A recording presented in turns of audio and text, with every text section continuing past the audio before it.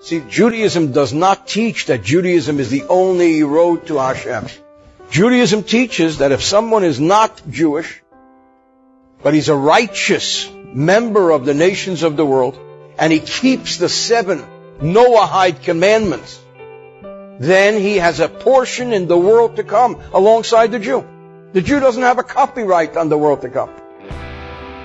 However, number 1 of the 7 Noahide laws is monotheism, that there's one God. Pagan idol worship flies in the face of monotheism. That's forbidden for every human being.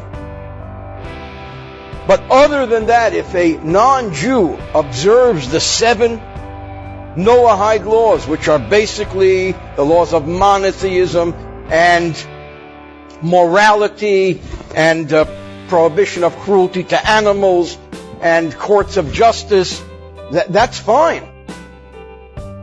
There isn't only one road to heaven. The Jewish people do not have a copyright on the world to come. I'll never tire of telling the adorable story. There's a new priest that moves into a town which is flooded with Jewish residents, and this little Jewish boy is walking down the street, and the priest stops him, and he says, "Excuse me, son, can you direct me, tell me the way to the post office?" And the young man says, "Sure, you go 2 blocks, you make a right, you make a left, and it's there in the cul-de-sac." He says, "Thank you very much." He says, "And by the way, young man, in turn, he says, if you ever need to know the roadway, the way to heaven, come see me." So the young man says, "Thank you very much, I will, but let me ask you a question. If you don't know the way to the post office, how are you going to know the way to heaven?" It's a good question. For a non-Jew, the way to heaven is the 7 Noahide laws. Just be a mensch.